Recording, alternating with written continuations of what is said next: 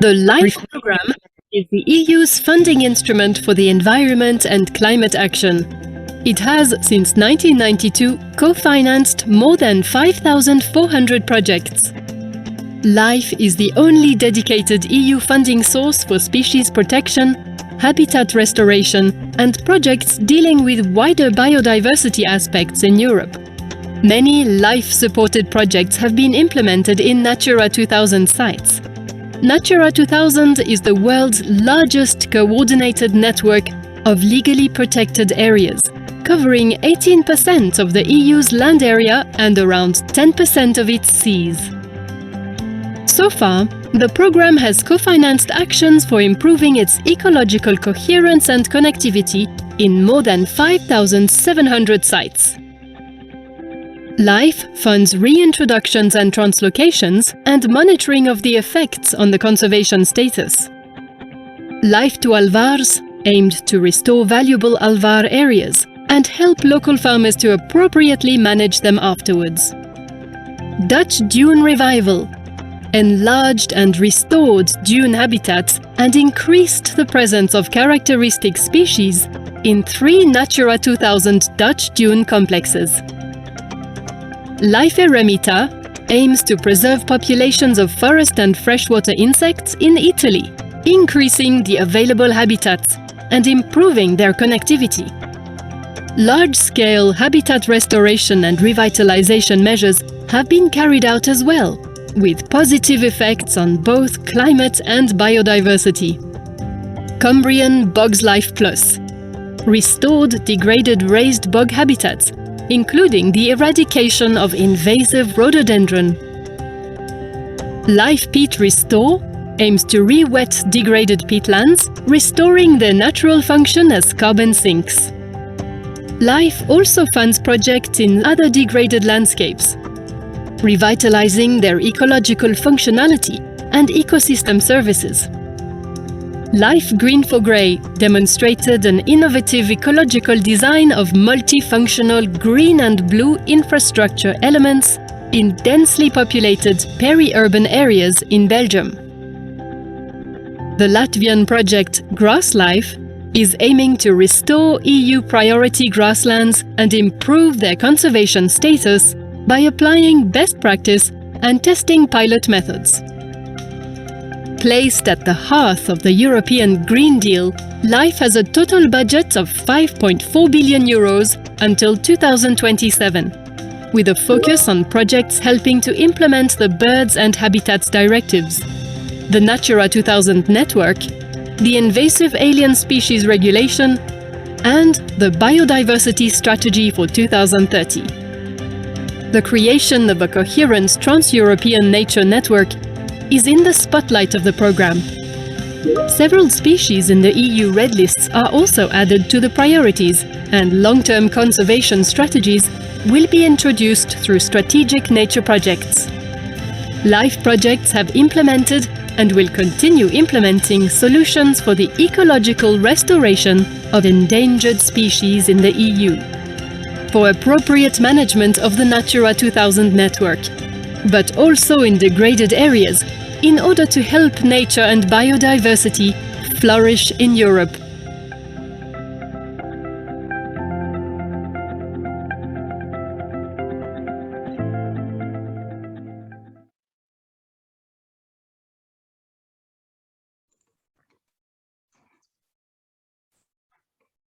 Good morning, everyone. I hope you liked the video about Diverse Life project. I will share a few slides with you now.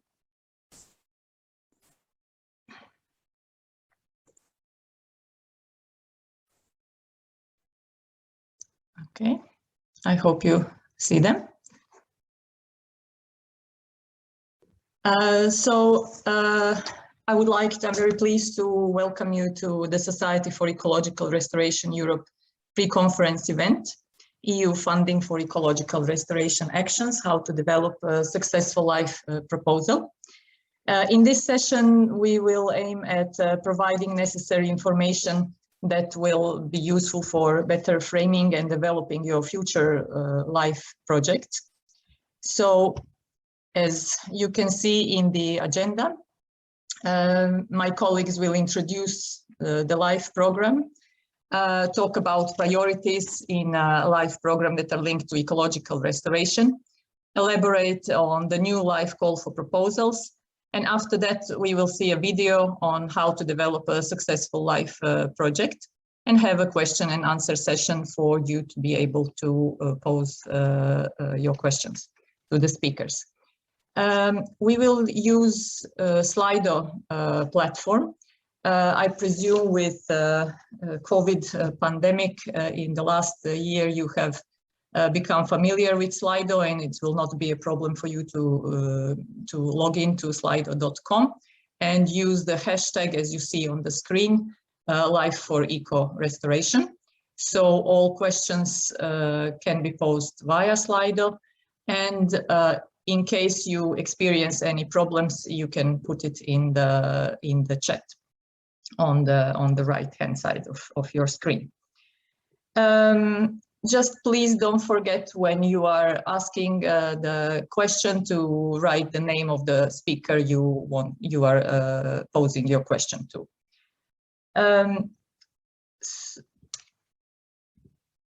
I would also like to mention that all presentations that you will see today are going to be posted on the LIFE website. And I would also like to raise your attention to another LIFE event that will happen next Tuesday on 7th of September at 10:30 to 12:30 in room 2. This is a symposium event, and it will focus on life and socio-ecological restoration with title Chances, Challenges and Prospects. So you are welcome to join this event as well. We will now start with our first presenter. Please note that Mr. Angelo Salsi, Head of Department at European Climate Infrastructure and Environment Executive Agency, was not able to join us, and he sends his apologies. However, we have Maja Mikosinska, CINEA's Head of Sector Nature and Biodiversity here with us, and she will provide a brief overview of LIFE 2021 to 2027 program novelties. So Maja, please, the floor is yours. Thank you. Good morning, everybody. Thank you for having me. I will share my screen with you. Second. All right. I hope you can see it well, and nothing is blocking the view. Yes, indeed. In absence of Mr. Salsi, it is my pleasure to introduce to you the LIFE program. Although I'm quite confident that LIFE program may not actually need an introduction to many of you, as the conservation community is quite familiar with the opportunities offered by LIFE. This is the program that was born almost 30 years ago in 1992, together with the Habitats Directive. Ever since then, it has been actually going hand in hand with EU's nature policy. And it has been instrumental in supporting the EU member states in implementing the policy, in establishing Natura 2000 network, implementing Birds and Habitats Directive, also supporting the implementation of the Invasive Alien Species Regulation, and of course the biodiversity strategies. In the new financial perspective, it will continue, of course, to do so. It remains to be dedicated to the implementation of the EU's nature policy, but it also continues to be dedicated to environment policies and supporting EU's climate action. As a result, we can say that LIFE in its entirety constitutes a complete contribution to the objectives and the targets of the European Green Deal, which is currently one of the most important priorities. The budget for LIFE in the coming financial perspective is increasing. We will have more than 5 billion euros to support the objectives that are set for LIFE. As you can see, the structure of the program has been slightly changed in comparison with the previous years. We have now 4 sub-programs. So there is one that I'm sure is the most interesting for the audience today. That's Nature and Biodiversity sub-program. We also have a sub-program dedicated to circular economy and quality of life, which is covering all the other sectors that of environmental policy, so water, air, circular economy, soil, chemicals, and much more. There is also a sub-program dedicated to climate mitigation and adaptation, and a new sub-program dedicated to clean energy transition. So all in all, 4 sub-programs that are designed to together contribute to the shift to circular energy efficient and renewable energy-based and climate resilient economy, to help us protect and improve the quality of the environment, and of course, to halt and reverse the biodiversity loss. LIFE works with projects, with grants.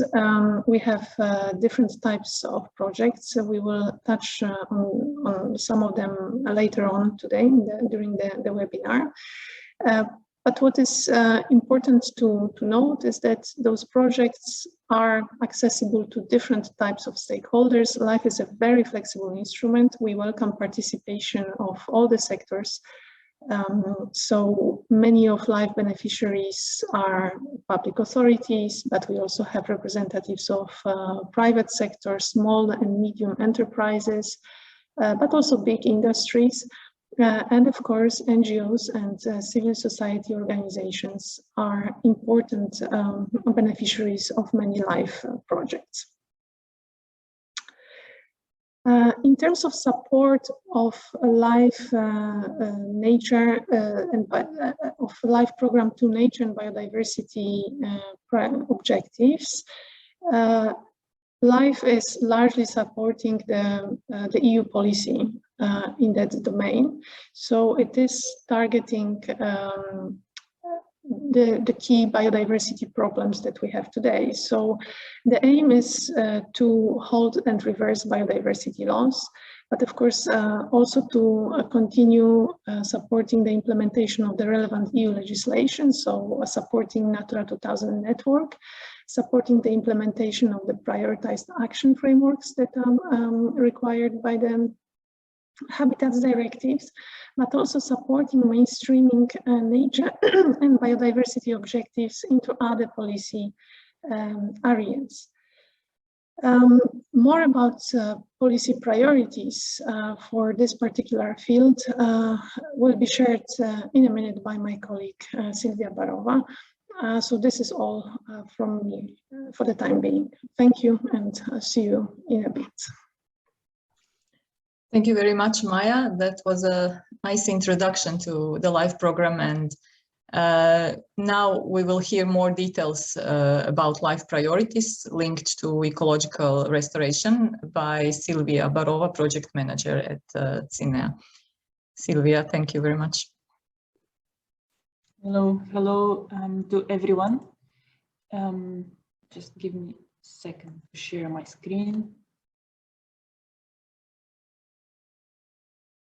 So do you see my screen now?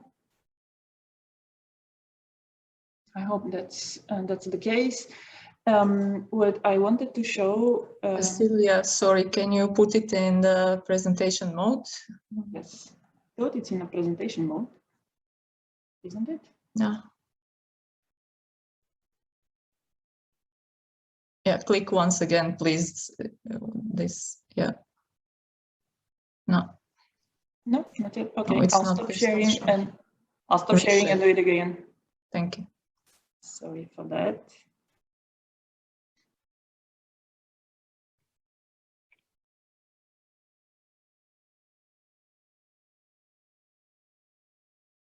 Is it better now? Yes. Yes. Okay. I'll just get rid of this. Okay.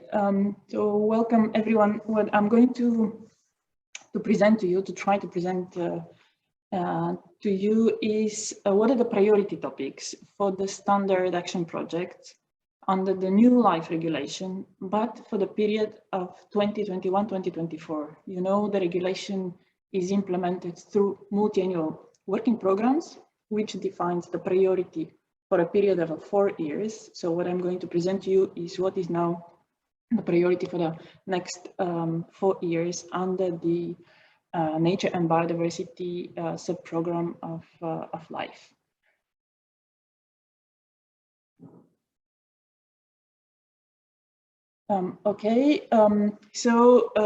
Just briefly, as Maya already mentioned, we have 2 types of projects under the LIFE Nature and Biodiversity, the so-called standard nature project or the traditional project, which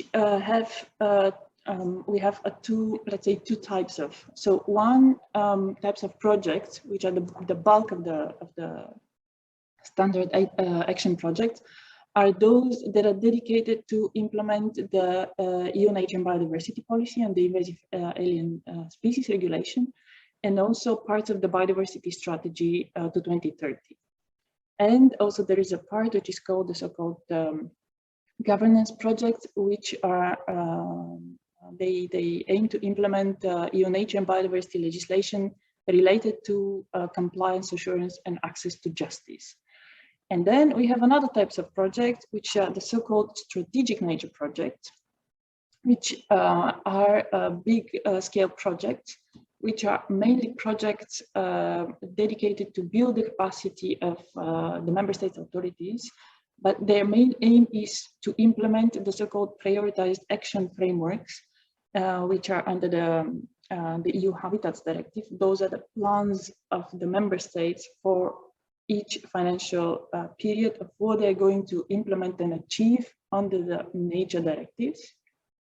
So those are detailed plans that they have to submit to the member states, and we are now in the second such kind of a process.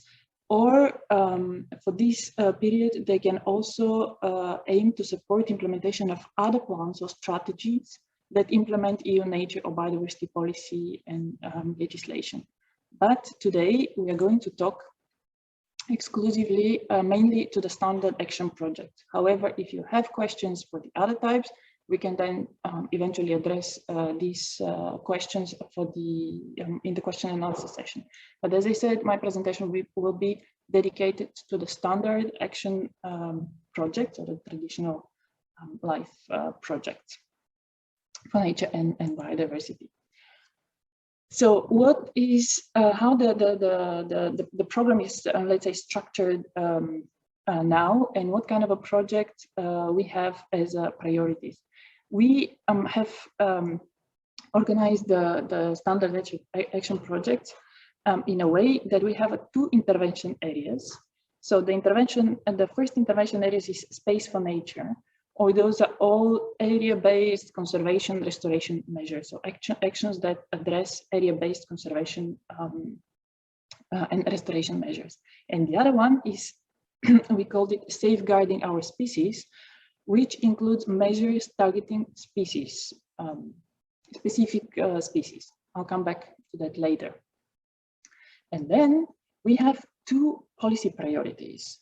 So let's say the first policy priorities is the extent to which its proposal contributes to the objectives of the EU nature and biodiversity legislation, in particular the 2 directives, the Birds and the Habitats Directive, including, of course, Natura 2000 and the EU species and the EU Invasive Alien Species Regulation. So basically addressing implementation of the EU, let's say, main nature acquis. And the other part is, because we have the biodiversity strategy now for 2030, is to the extent to which the proposal contributes to the targets of the EU biodiversity strategy for Trans-European Nature Network and the EU Restoration Plan.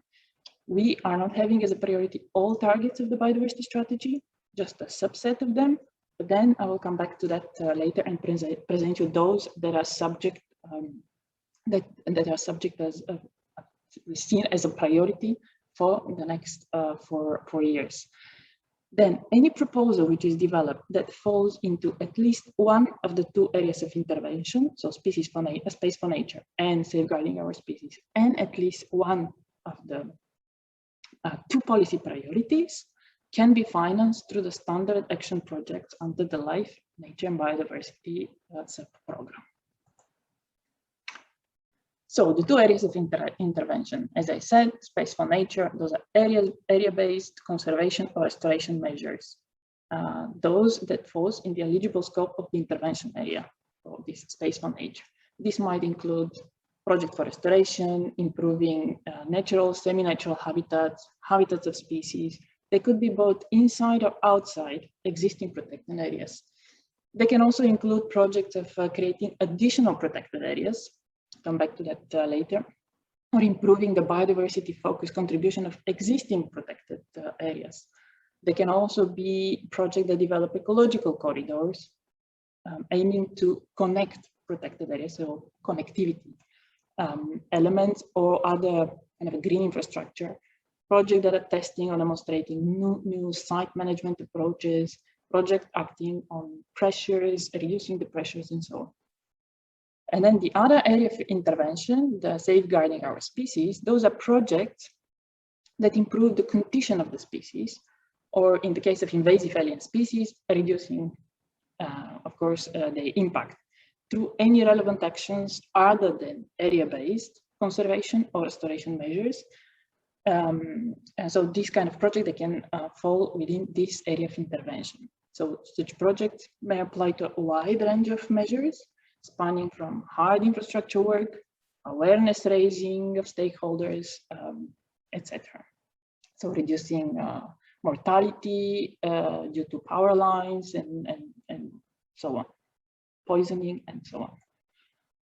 So what is the most important here? So in order to allow for effective comparison, because when we receive all the applications, we have to make a selection of which one has to be funded, and then there is a prioritization going on.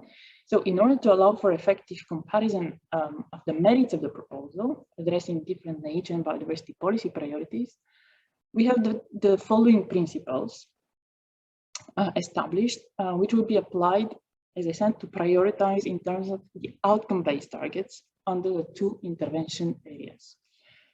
So for proposals targeting species and habitats covered by the EU Habitats Directive, priority will be given to those that are clearly targeting habitats or species in unfavorable and declining conservation status. So again, it should be unfavorable and declining, and in particular those that their status is unfavorable bad and declining. So this is the EU2 minus, both in the EU and in the national biogeographical region level, where the project is taking place. As you know, there is a website, there is a public viewer on which the conservation status of all species and habitats which are protected under the two directives can be seen. So for those that are developing life project, that's an easy way to find out whether the species that you would like or habitat you would like to develop a life proposal and apply. You can very easily see the results of the assessments under the two main the two directives, basically. So for bird species and then for species and habitats which are not covered by the EU nature legislation, and here I would like to say that now with the new regulation we open much more the possibilities for species to be addressed and supported, conservation actions to be supported under the LIFE program. So we take on board more species which are from the red list. So for such species, for bird species and for those species that are not covered by the EU nature legislation, priority is given to proposals that are clearly targeting species or habitats that are in higher extinction risk of categories. So in particular, endangered or worse in the relevant EU red list of habitats or species, or in the EU outermost regions and overseas countries and territories. Then we take into account the status in the global IUCN red list. And then we come to the two policy priorities. As I said, those are two groups of priorities, not that one is more important than the other, but because we group them like priority policy 1 and priority policy 2. So the first policy priorities is projects which help contribute to the implementation of the EU acquis, the Birds Directive, the Habitats Directive, and the Invasive Alien Species Regulation. So for these project applications, priority is given to proposals that improve the conservation status or trends of species and habitats of EU importance, as I said, notably where such projects are implementing objectives and measures which are outlined in the national or regional, for some countries, prioritized action frameworks. As I said, prioritized action frameworks are these plans, official plans, prepared by the member states, competent authorities, their plans for what they were going to achieve in the next 7 to 10 years in terms of implementing the EU Birds and Habitats directives.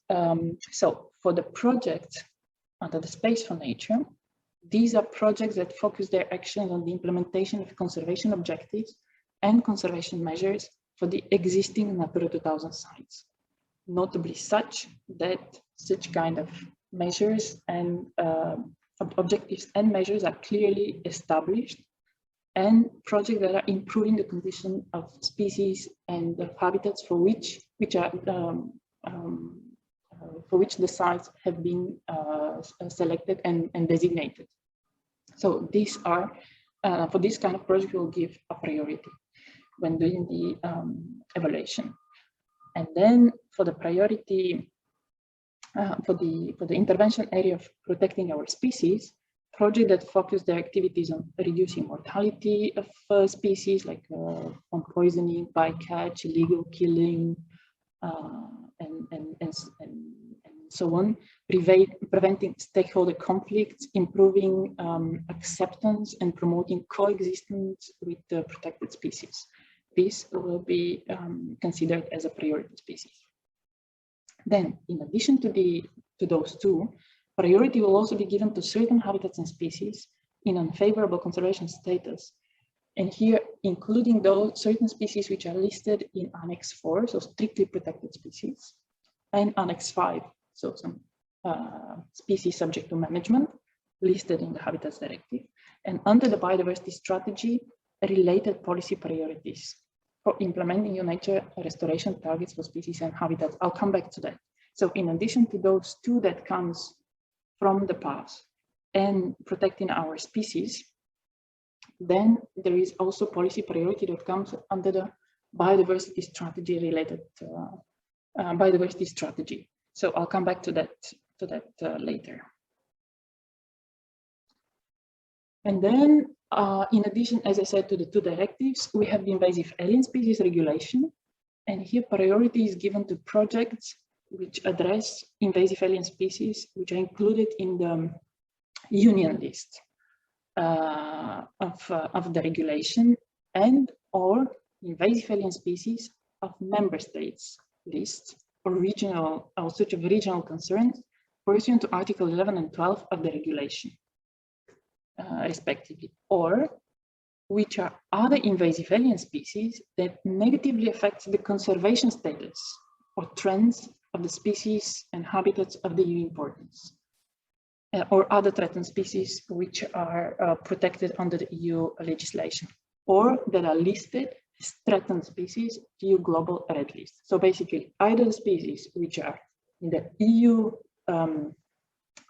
list for invasive alien species, or at a national list, member states list, or some that are of regional concern, or such which are not on the list, but they do pose a big threat to the EU protected species and habitats.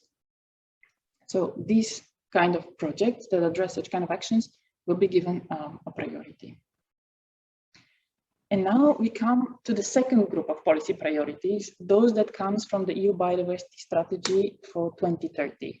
And you know that there is a long list of elements and priorities under the strategy, but we basically took into consideration those that are relevant for life and that are also cannot be financed under and supported under other financial instruments, being the EU funds or other programs, or as I said, financial instruments.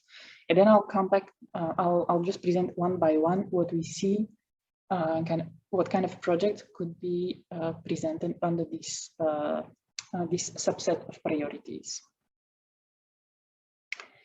So, as you know, one of the in the center of the EU biodiversity strategy is there is a priority, there is a target of establishing a coherent network of protected areas.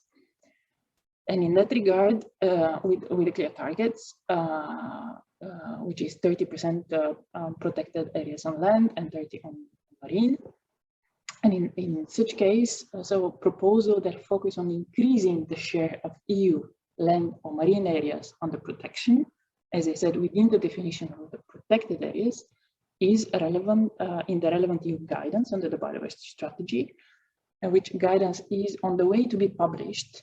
Now it's being almost finalized. This guidance is going to be published on the Europa website. Those kind of projects are clearly being given a priority.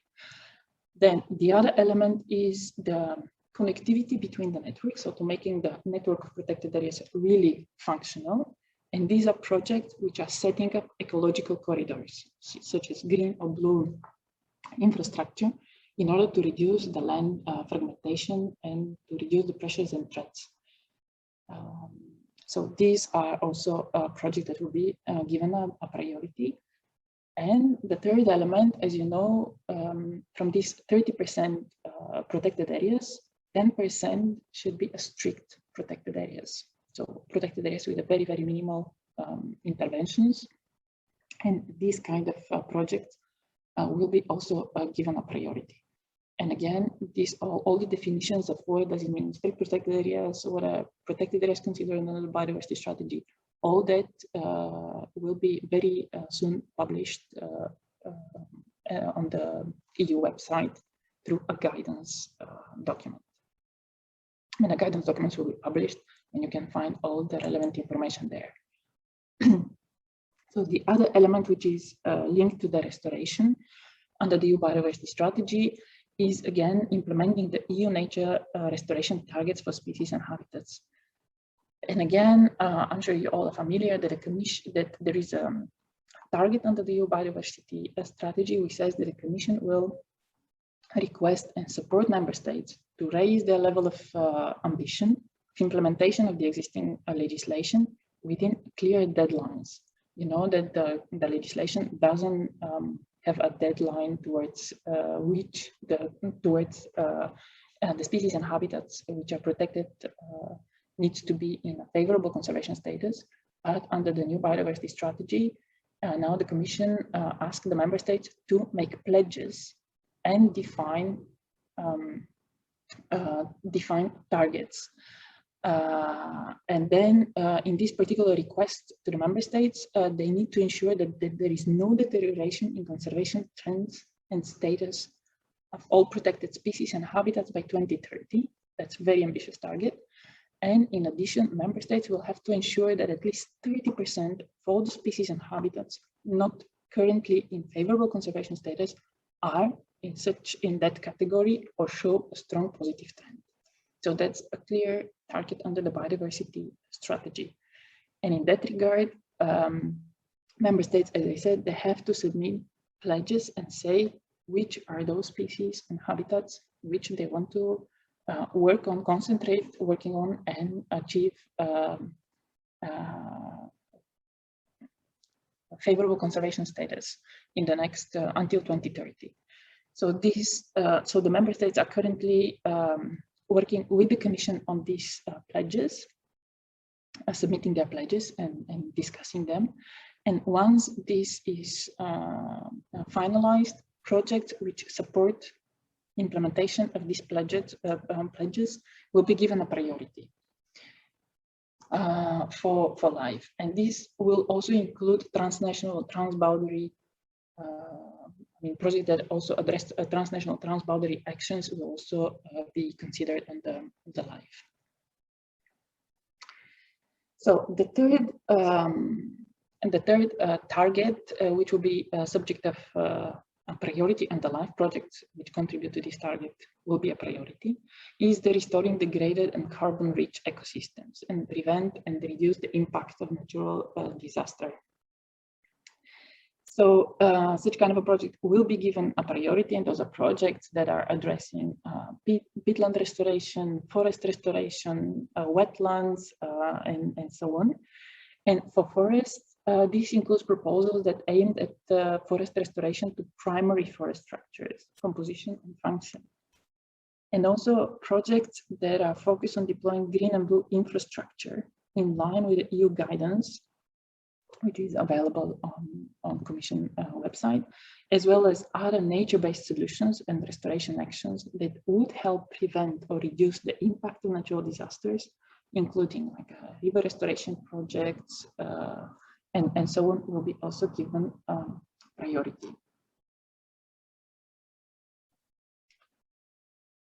Then, and there is a target which is clearly aiming and improving the health and resilience of managed forests.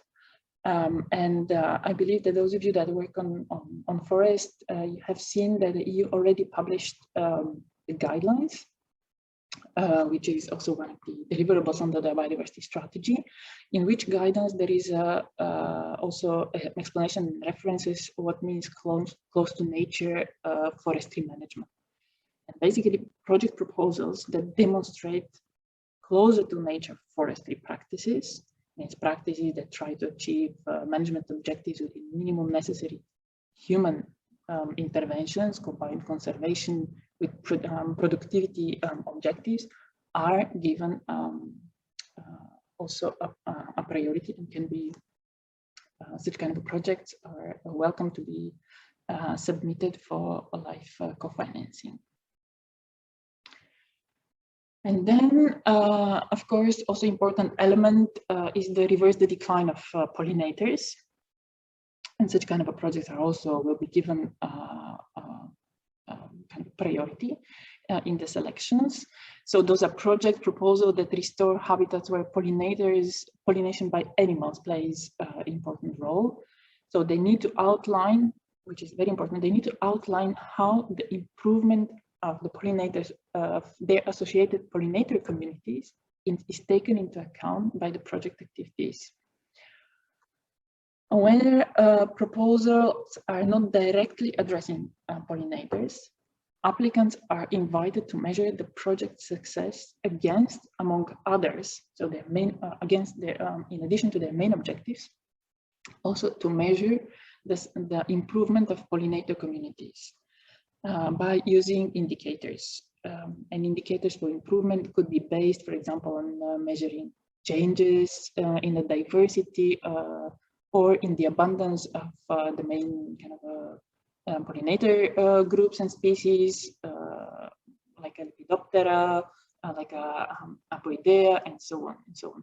The aim here is also to see how and to measure kind of in projects which are not directly targeting pollinators communities, by restoring certain habitats, how this also have an impact on the pollinator communities which are linked to these habitats. And then, as I said, so project proposals which are linked to either one, so directly addressing pollinators, or projects which have also contribution to pollinator communities, will be given, have a positive impact, will be given also a priority for life support. Then there is also a target under the biodiversity strategy, which is quite also an ambitious target, about bringing nature back to agricultural land. And as we all know that we have EU fund dedicated to agricultural land, but under life we can support demonstrative projects projects that demonstrate innovative approaches to restoring high biodiversity landscape features in agrosystems that also bring benefits for farmers and local communities, like preventing soil erosion, filtering air, water, and supporting climate adaptation. And also to communicate and promote such kind of approaches. Those will be given a priority for life. But as I said, those are only projects that have a demonstrative, innovative character.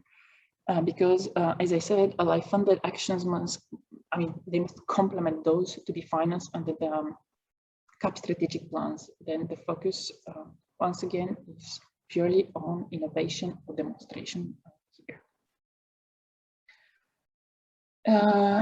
Also projects that help for greening urban and peri-urban areas can also be submitted and will be considered of priorities. So such kind of a project that restoring healthy and biodiversity ecosystem in urban areas. And those that are also aiming at addressing a nature-based solution that brings about significant benefits for biodiversity, while also providing solutions to urban challenges, increasing also access to nature, especially if they implement biodiversity objectives measures in urban greening plans. So such kind of project will be also being a priority for financing for the next 4 years. And then the last one is about projects that are measured that they lead to an effective accounting, measurement, and integration of biodiversity values into public and private decision-making processes, applying various guidance, methods, criteria, and standards, which are developed by the Commission. This such kind of project will be also given a priority. So as you can see, there is a lot of kind of a very wide range of kind of projects to which priority will be given for the next 4 years. But of course, all the details are already provided in the published call, and a lot more information is available on the SERE website, the section which is about the LIFE program. So probably it was a bit too much information at once, but then in the question and answer session, we can have more clarification if something was not clear. So that was from me. As I said, for more information, you can always visit the LIFE website, and a dedicated session also will be given next week, as Maya already said, during the EU LIFE Info Day. So thank you very much. Thank you, Sylvia, for your presentation on standard action projects and LIFE thematic priorities in the EU. Please don't forget to write any questions you might have to the Slido platform. It's better to use it than the chat in Zoom. And you can do it as the presentations are being delivered. Also, I saw that there's a lot of inquiries about the presentations, so they will be shared after the event via LIFE website. Now we will hear more about the specificities of the new LIFE call for proposals. Sylvia is going to share a new presentation with you. So let's hear more about it. Thank you, Sylvia. Yes. I'm going to. Yeah, sorry. Yeah. Go ahead, Maya. Go. I thought it's Sylvia who is presenting, but is it you, Maya? No. Yes, it's me. Okay. Yeah. Okay. Sorry about that. No Thanks. problem. Indeed, I will be talking about navigating through. I hope can you see my screen, Maya? Not yet. Not yet. Sorry, then I pressed something wrong. Ah, yes, share. Okay. Indeed, I will be talking now about navigating through rather complex landscape of different life call-through proposals. And I will try to explain to you how to find the right call for yourself and how to read some of our evaluation documents. So, yes, I assume, considering the audience we have today, that most of you will be interested in Life, Nature and Biodiversity subprogram.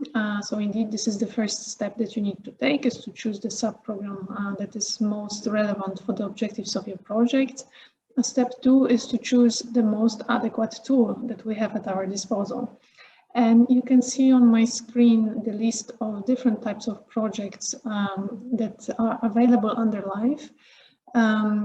It can be a bit overwhelming, but in reality, for most of stakeholders, the most adequate tool, the most flexible tool is the standard action projects. So most of you will probably choose to apply for a standard action project under Life, Nature and Biodiversity.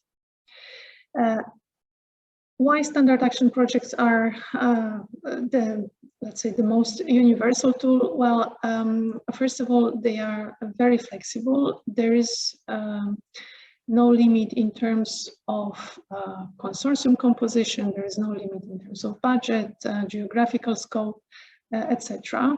It's a tool that relies a lot on the bottom-up initiatives and ideas of the applicants, and it can be used in a very flexible way.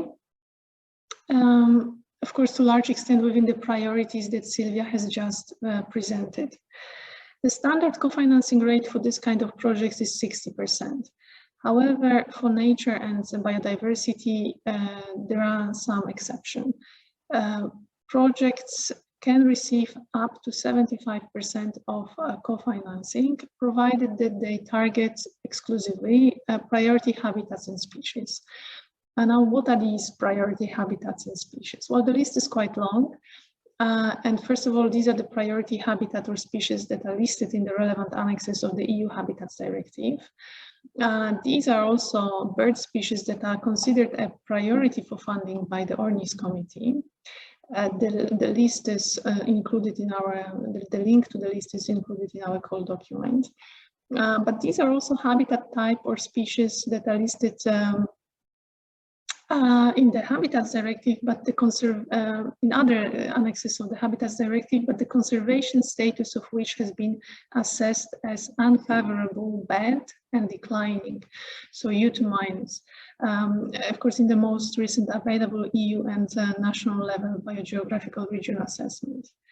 The priority is also given in terms of the higher co-financing rates to habitat type or species other than bird species, the EU level threat status of which has been also assessed as endangered or worse in the most up-to-date European species or habitats red lists, and also to other habitat or species in territories not covered by the European red lists, with the threat status of assessed as endangered or worse in the most up-to-date global IUCN red list.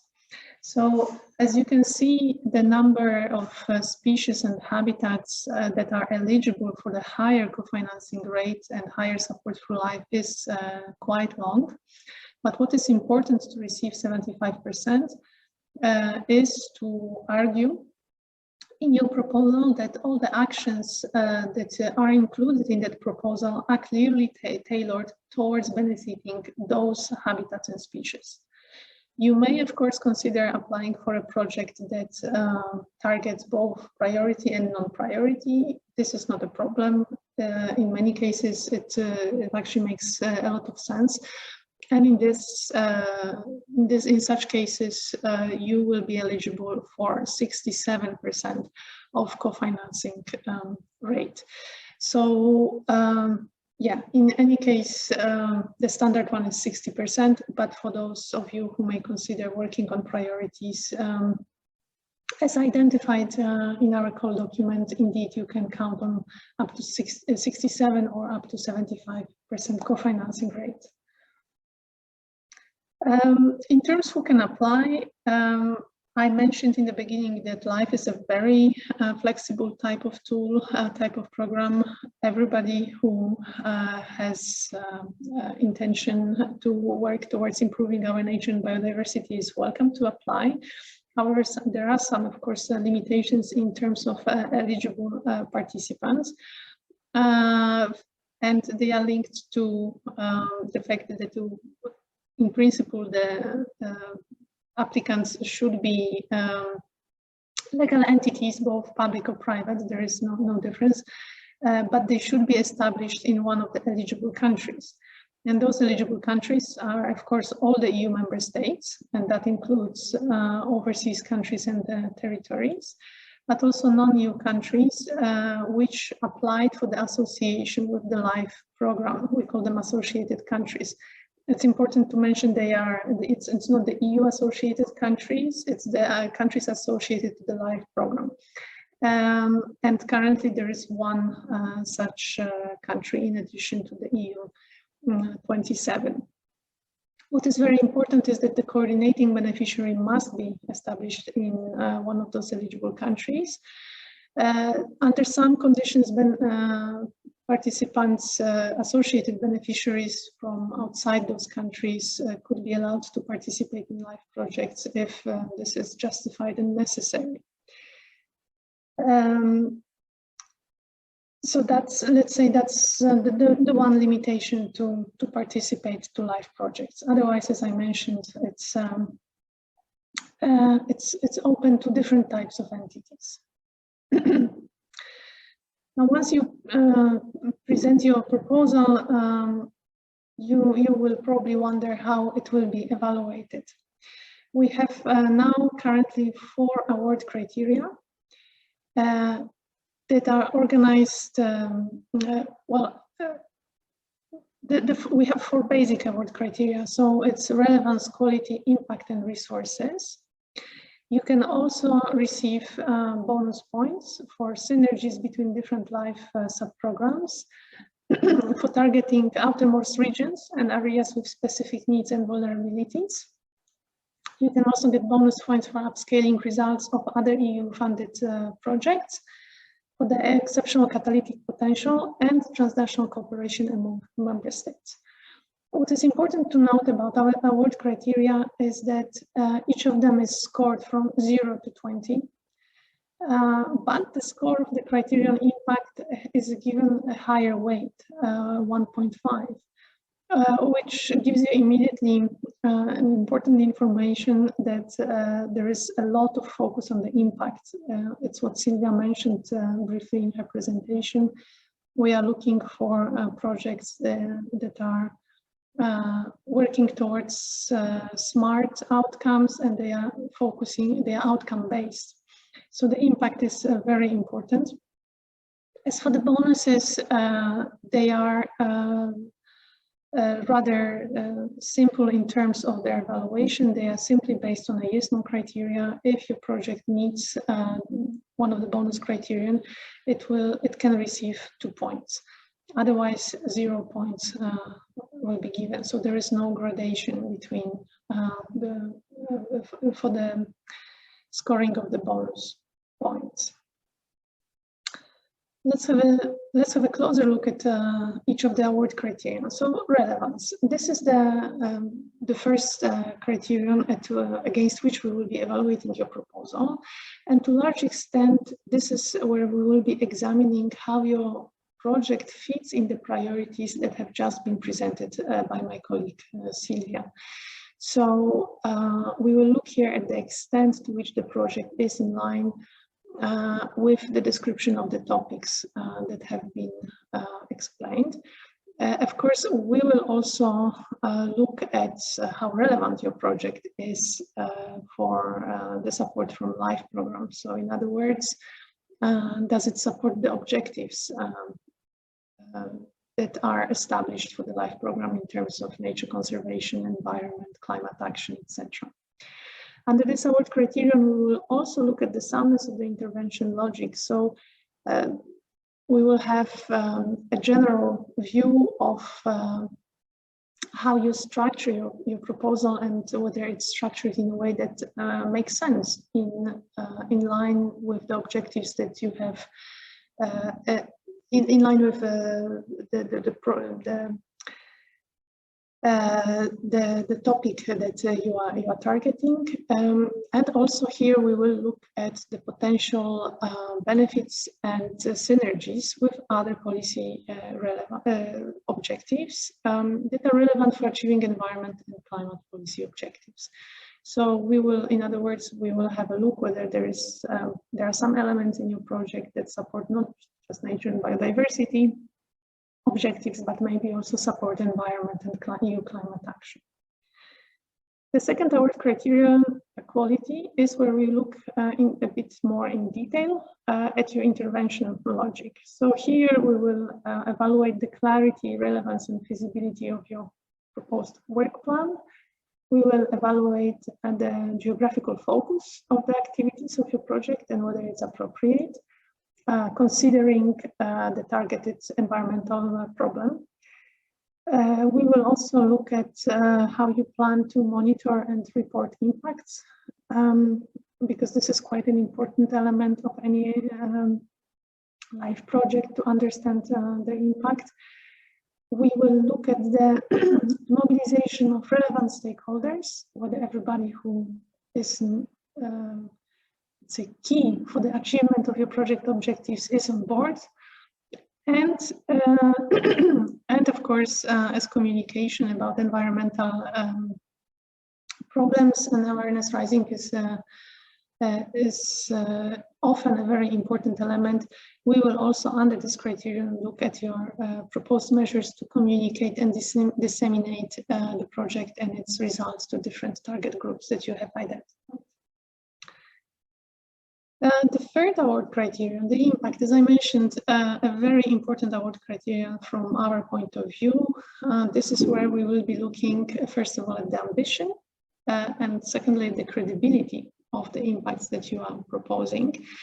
And we will also have a look whether your project activities might have some negative impacts on other specific life objectives. Obviously,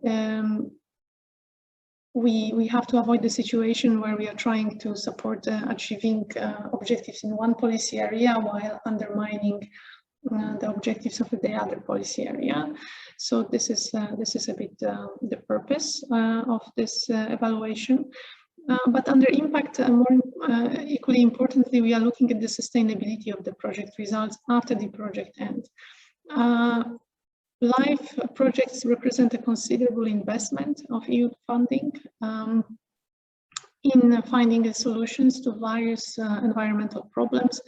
And obviously, we would like to ensure that the impact, the results of your project and this investment is lasting as long as possible. In terms of nature projects, yeah, we are hoping for the ecological effect to be maintained at least 30 years or longer.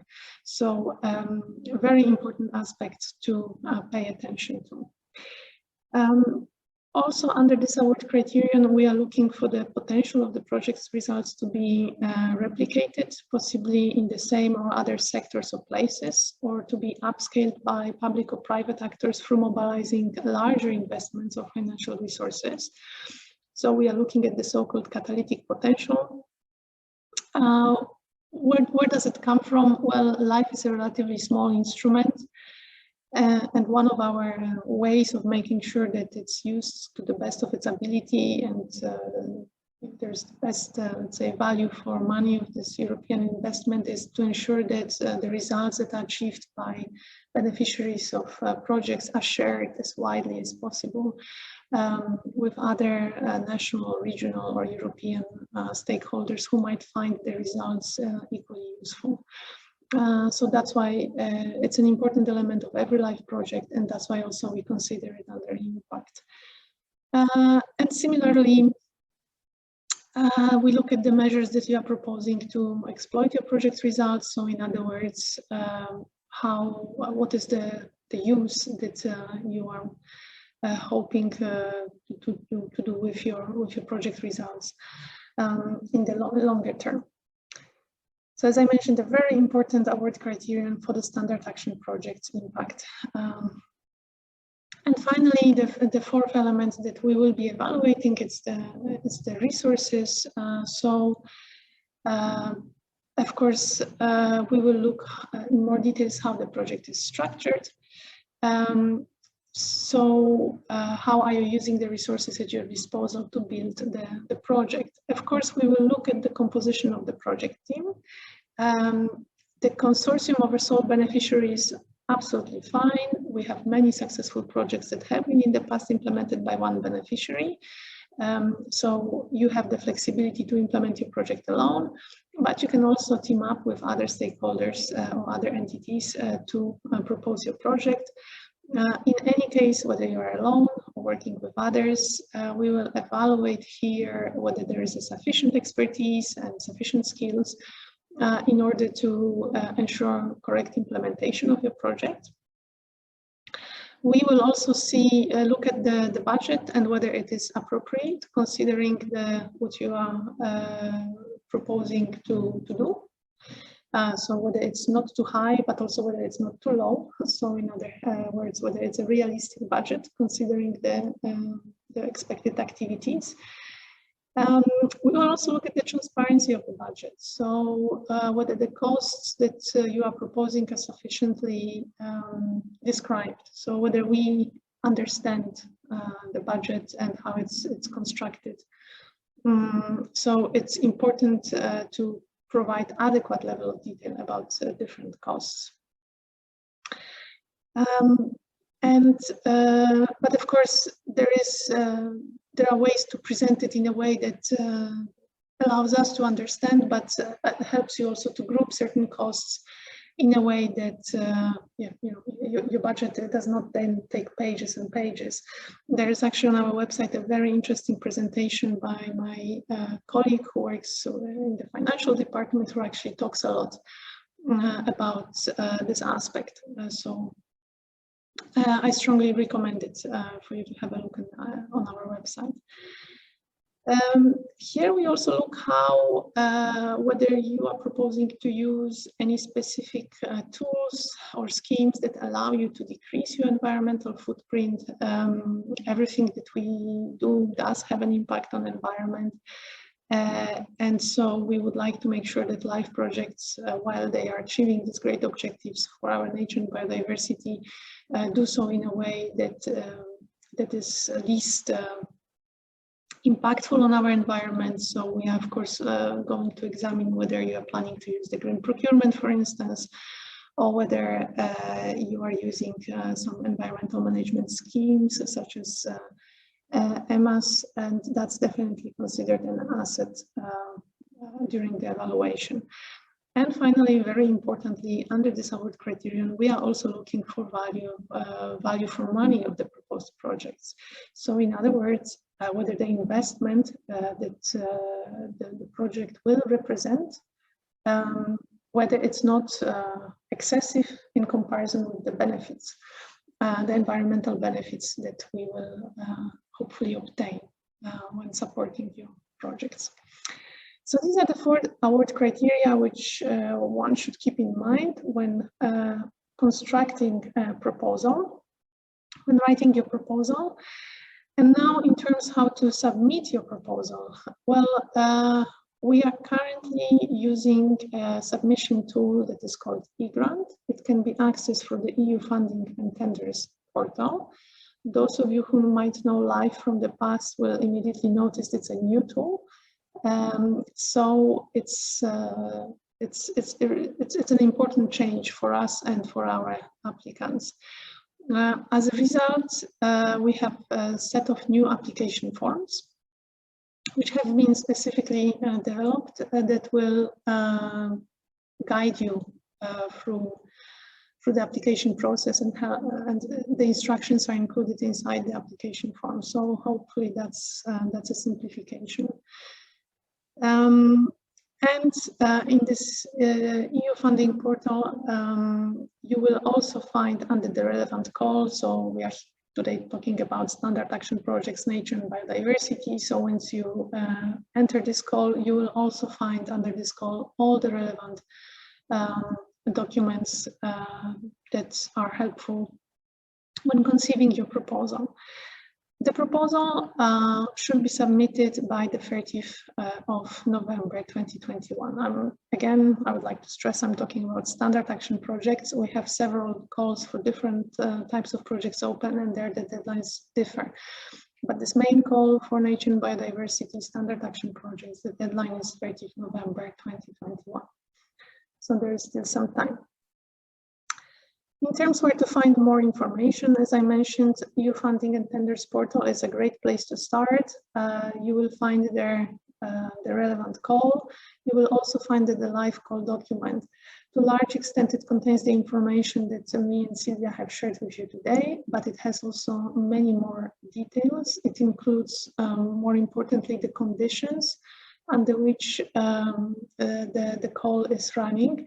It also contains all the information about different types of activities that actually can be supported by life, nature and biodiversity projects. I'm thinking about activities such as land purchase, species reintroductions, ex situ conservation, investing in infrastructure and working outside inside Natura 2000, and much, much more. So I really encourage you to read the live call document very carefully. You will also find in the same place the standard live grant agreement and annotated grant agreement. It's a long administrative document,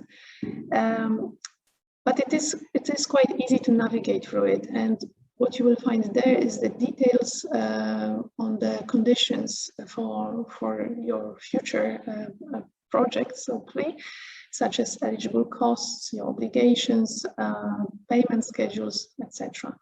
So very useful to have a look. It will help you conceive your proposal as well. And of course, new life regulation and multi-annual work program, both documents that to a large extent set the strategic framework in which life is operating. So it's also worth to have a look in those two. And you can also find them in the EU Funding and Tenders portal. They are linked there. We also have recorded several information sessions that are available on our website and on our YouTube channel. Very useful presentations. You can hear more presentations on core topics, but also, for instance, on issues such as key performance indicators, a very important part of life application forms, very clearly explained by one of my colleagues. Financial rules as well. We often receive many financial questions, and actually most of them are very well explained in this particular recording, so definitely worth to checking it out. We also have on our website frequently asked questions that are being constantly updated. So it's possible that if you have a question, it has been already actually asked and answered. And my colleagues already mentioned it, but I will repeat it again. Next week, we have live Q&A with SENEA staff on 8th and 9th September. It will be streamed, so you don't really need to register in advance. You can ask your questions again via Slido. There is a link on our website. For nature and biodiversity specifically, we have foreseen session on the 8th of September at 11. But I think it's also worth definitely to listen to the presentation that starts at 9 o'clock, which is a general session that contains award criteria, types of projects, eligibility, how to apply, financial information as well. So very useful for everybody. And it's let's say the last part of our info day, so kind of maybe not the last chance, because you can always send us an email, but last big event during which we are happy to interact and answer all the questions live. And that is all from my side. I hope we have managed to inspire you to prepare proposals and apply for life funding under Nature and Biodiversity subprogram. I would like to wish you good luck, and I will be back shortly to answer any questions that you might still have. Thank you. Thank you, Maya, for your presentation, where we learned more about the types of life projects and the level of co-financing and life beneficiaries and key evaluation criteria and the timeline. This is very useful and helpful for new beneficiaries. Thank you very much. Please note that for the question and answer session, apart from Maya and Sylvia, we will have two NEMO technical monitors who will join us, Ben Tjepsen and Jan Sliva. So when you frame your questions in Slido, keep in mind that you can also pose a question to them, as they have a wealth of experience in monitoring ongoing and past life projects. In the next 15 minutes, we will have the opportunity to see a video where Fabio Leone, head of sector for circular economy and quality of life at CINEA, talks about critical elements for developing a successful life proposal. So I'm sure that this overview of these key elements will be useful for your future work. Enjoy the video. Good morning. This is the session focusing on the how to apply successfully to life. This is not the first time I'm doing this. I recurring every year doing this presentation and go straight to the key challenges. Well, this year you will be faced with a new IT environment and new application forms. So it will be everything new to you, probably for some of you not new, because we are moving to a standard platform for submission, which is used by most EU programs for funding. But some of you may find themselves in a completely new environment. I mean, the positive side of it, or maybe for some of you the negative, is that the key to success to apply to life are always the same, regardless of the IT environment and application forms. This has remained the same, and you will see there are a few key issues you need to address in your proposals to be successful. It seems not too complicated, but we still see after so many years of applications that many of the failed proposals, they do fail on some of the aspects I will go into introduce to you soon. Well, for the rest, I think there is no need to say that life funds, there is some significant competition. I think less in other bigger programs, but still there is competition and time to prepare the proposal. So if you don't have time and you know that your proposal is purely prepared, or you did it fast, I mean, it's something that you know already the results. If from the starting point you feel the proposal is weak and poorly prepared. Key also is for you to be sure that you put in the proposal the best ambition that you can in terms of reaching a number of targets, and also that you take some risk, because on our end we are taking risk to co-finance. You should also take your own part of risk. But let's go. This is concentrating on the design of the proposals. What are the key elements for the design of a proposal and the information that you normally should always think of introducing in your proposals? Before stepping into the key issues, some reading that you need to do.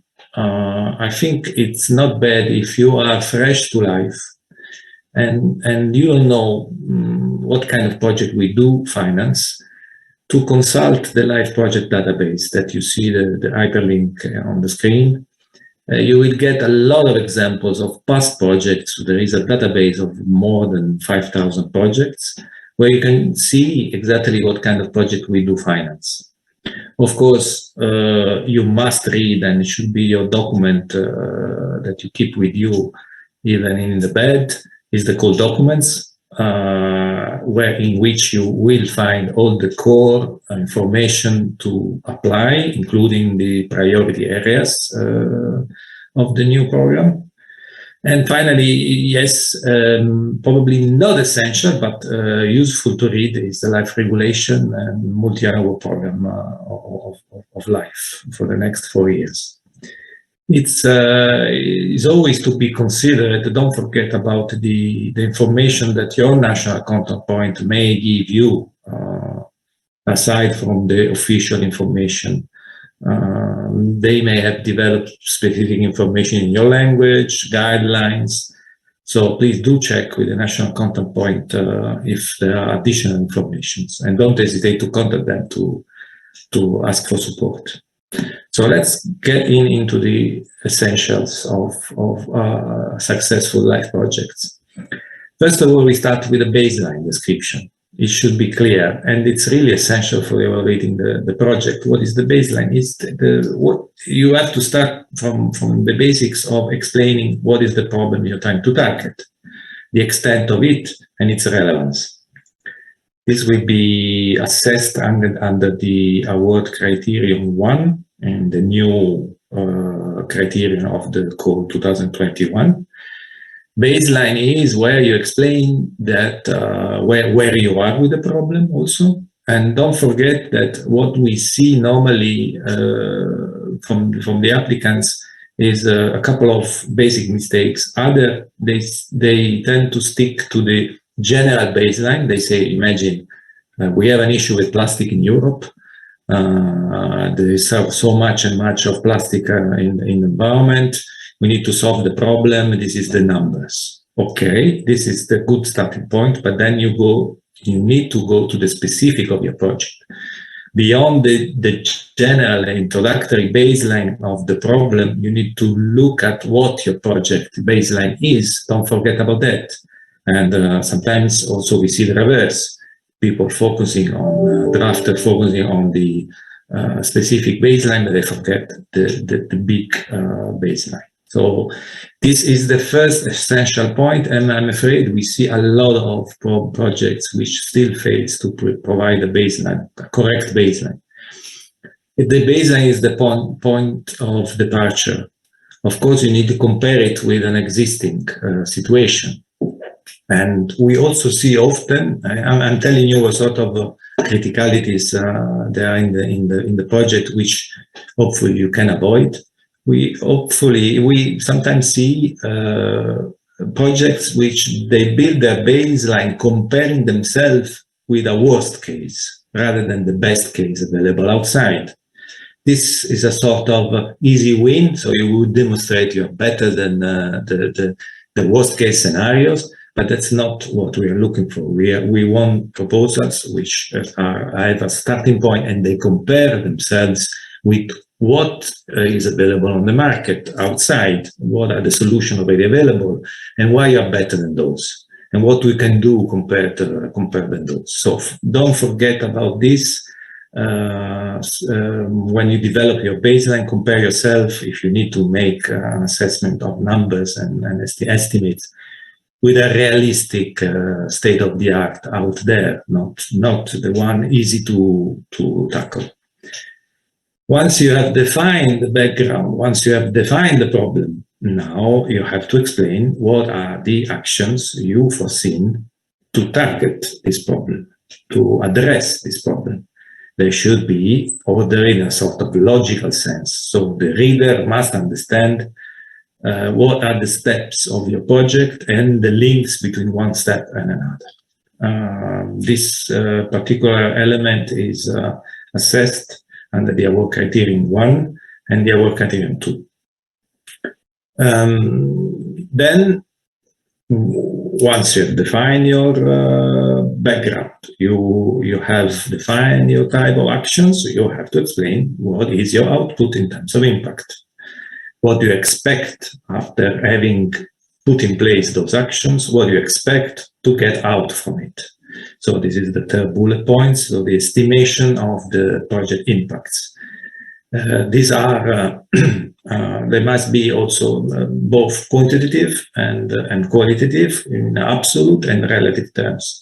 don't forget to quantify the impacts, and don't underestimate the time that you may need to develop these estimations, because it takes time if you want to do it properly, and if you want also to explain in the proposal the assumptions you have taken to assess these impacts.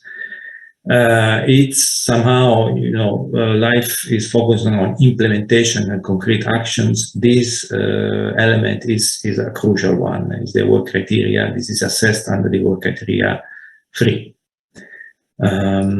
Well, now we see, and these impacts you need to estimate both during the project and also after the project ends.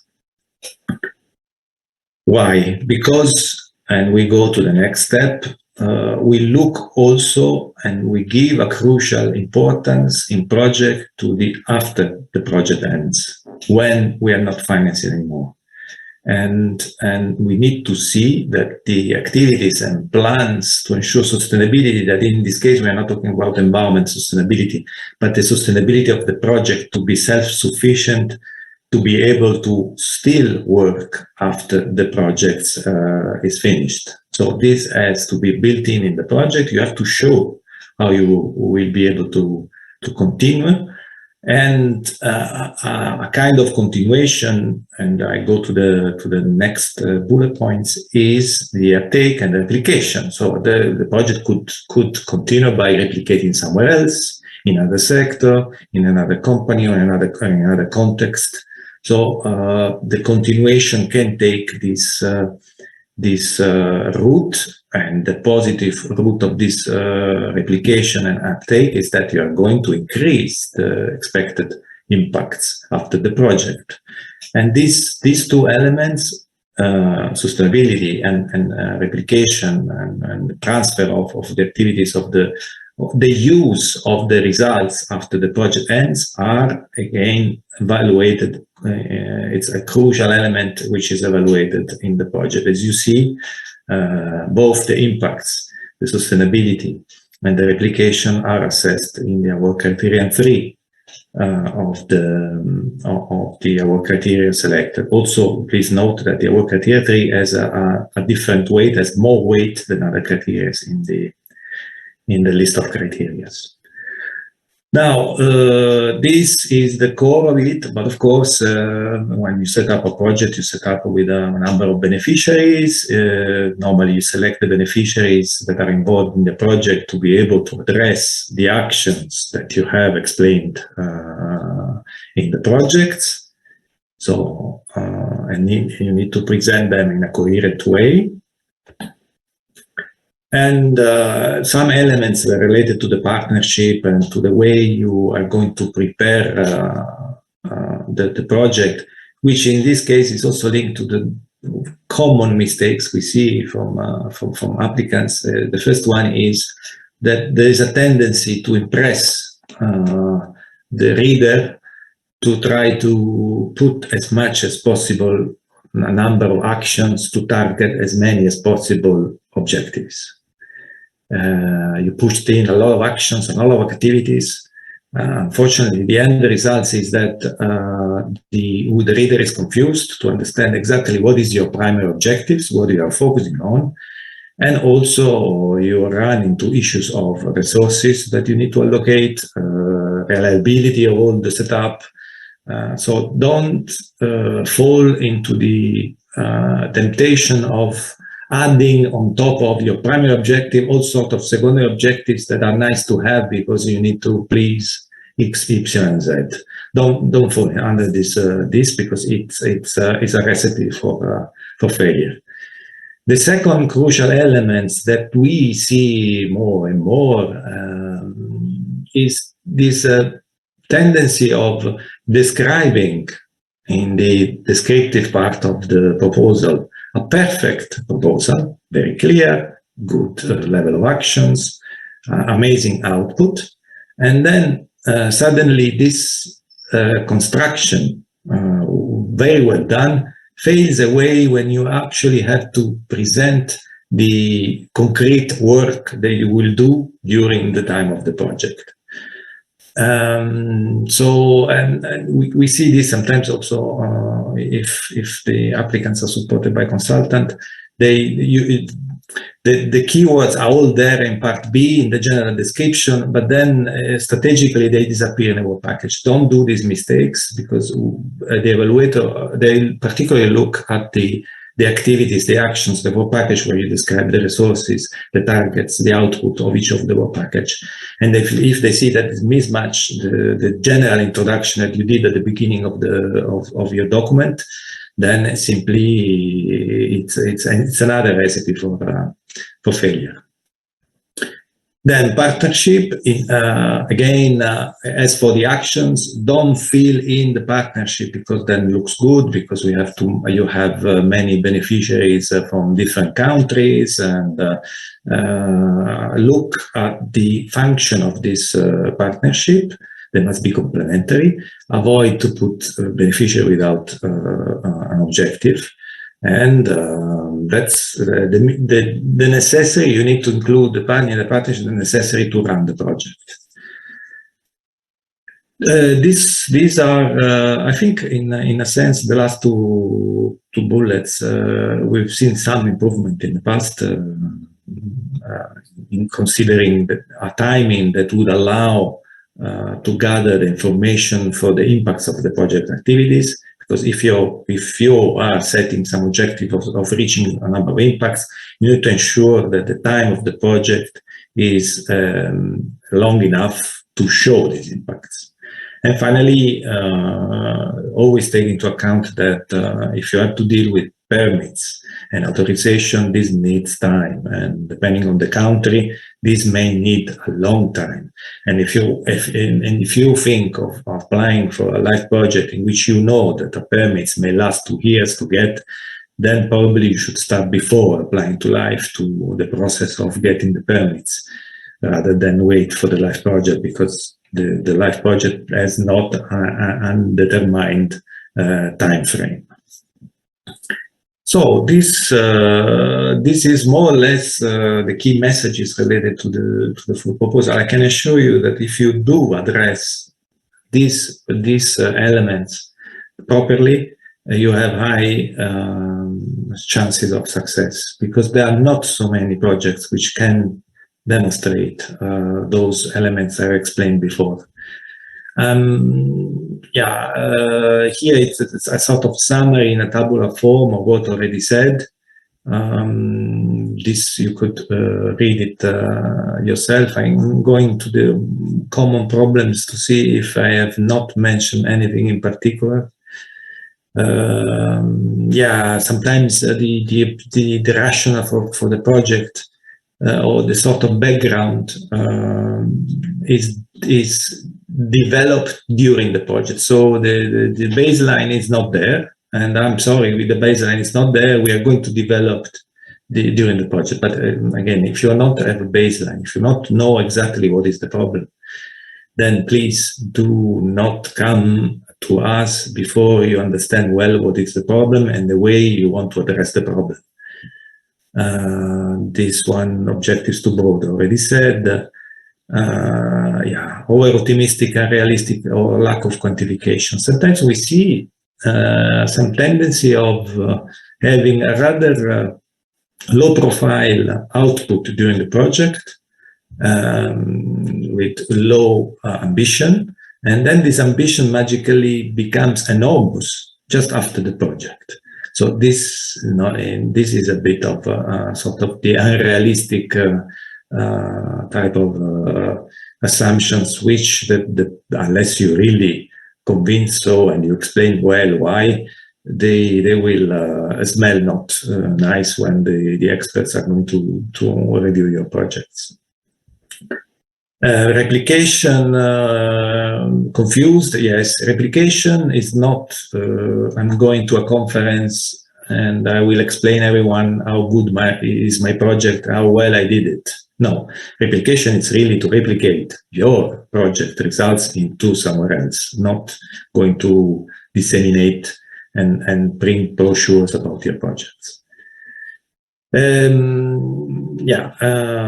The rest, I think, already said. Wish you good luck for your application, and thank you very much for listening.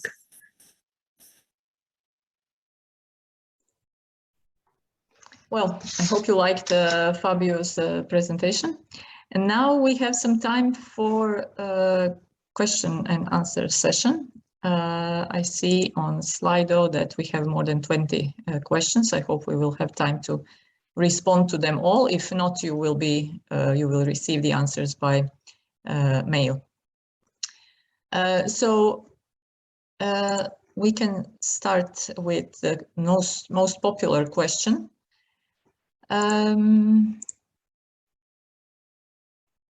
So the first question from Shade, considering that the structure of application form has changed, if we want to resubmit the project from last year, could some of the text on e-proposal be retrieved? I guess a question for Maya. Yes, thank you for that question, Shade. I think you can. I'm not 100% sure, but in principle, if you still have your ECAS, if you still have your ECAS password and ECAS account, I think you can access your past applications in eProposal. And eProposal still remains operational. So I think it is possible, yeah. Mm-hmm. Thank you. Can I also ask the other panelists to turn on their cameras? Thank you, Sylvia. And there is Bent and Jan. Thank you. So the next question from Carlotta, can you provide more details about the new role of the associated partners? How to distinguish them from the stakeholders that provide their support by a letter? I guess again for Maya.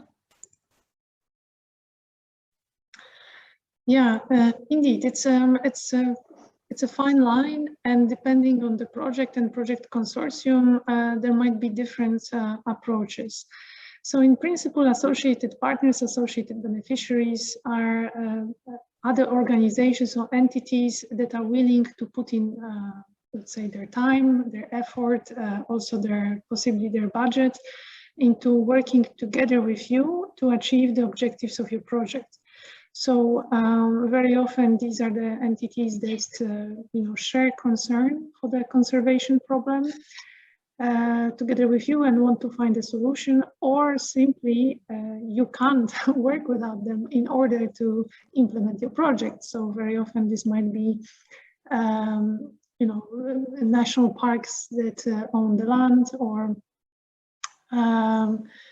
public authorities that have particular responsibility for addressing given conservation problem.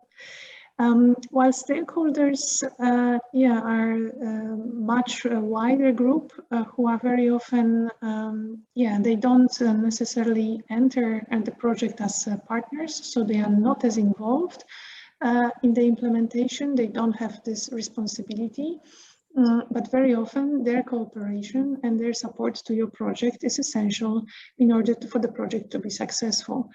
And here we can distinguish, for instance, different professional groups, for instance, farmers. It can be private landowners that have land in the project area. Etc., etc. So, I mean, we tend to be quite flexible,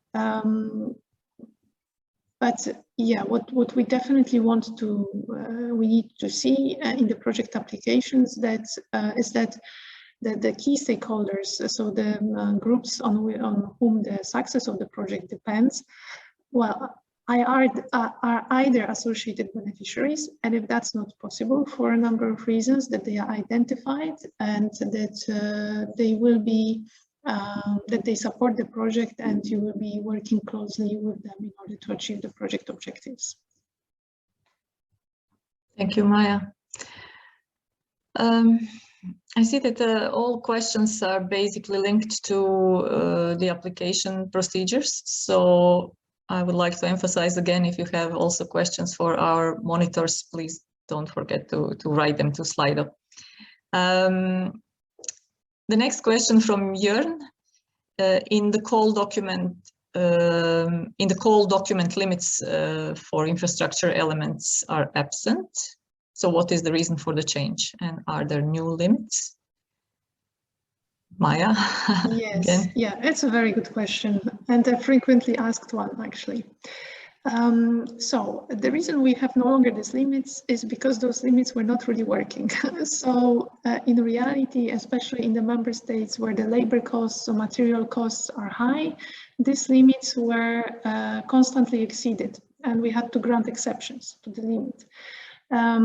So we decided not to define the large infrastructure through the financial limit. So there is no financial limit when it comes to investments in the infrastructure and the life, but in reality, the rules are not changing. So you can still invest or propose activities that are linked to the infrastructure in the life project, provided that these investments are necessary for the achievement of the conservation objectives.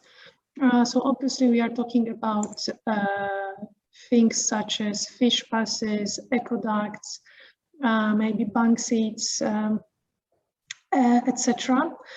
So things that traditionally can be supported by life. What is very important is, of course, to meet all the eligibility conditions for infrastructure. These conditions are linked in the call document. One of the most important ones is that the owner of the infrastructure is part of the project consortium. Ideally, the infrastructure should be also placed within the Natura 2000 sites. This is so that we can guarantee the sustainability of this investment. If for objective reasons it is placed outside, then of course it has to be argued why it has to be outside, and other adequate forms of guaranteeing the sustainability of these investments have to be provided. So yeah, you will see that in comparison with the past, there is no major change to the approach for infrastructure. There is, however, no financial limit because it wasn't very practical for us. If I may, right away, an important word about investing in the tourist infrastructure, because here we tend to be a bit more stricter than in the past. A priori, investment in the tourist infrastructure are not eligible, especially the large-scale investment in big visitor centers, visitors facilities. Considering the limited budget of life and pressing biodiversity needs, this is something that is no longer, it's not a priority.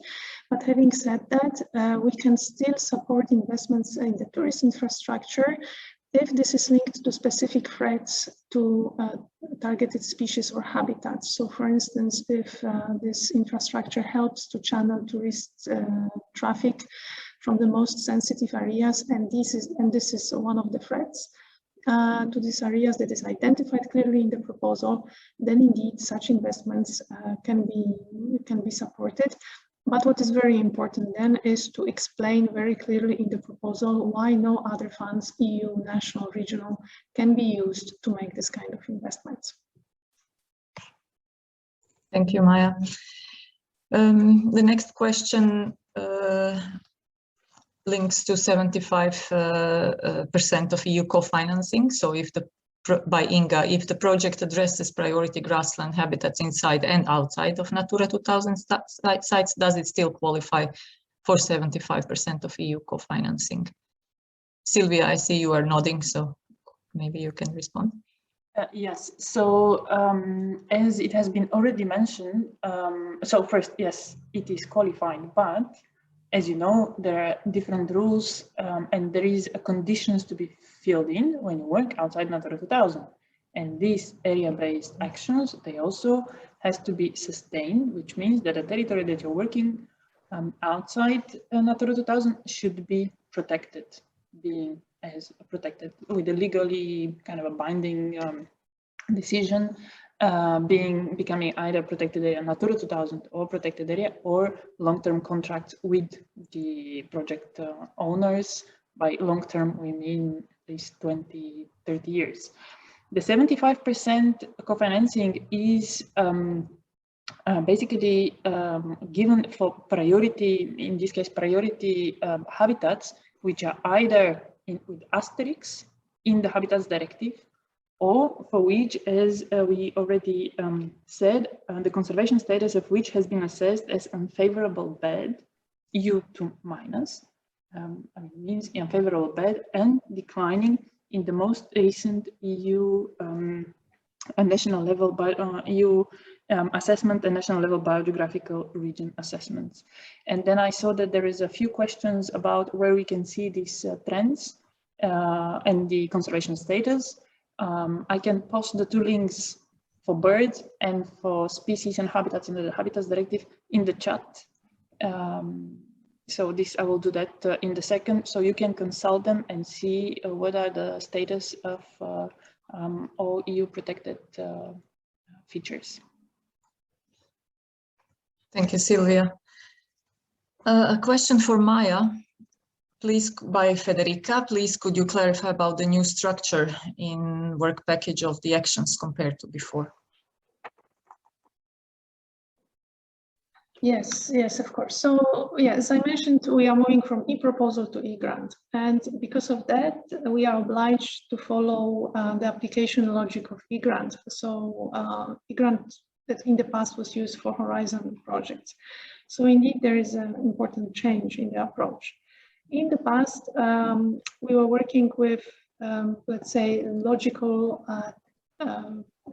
workflow that was linked to developing the project in time.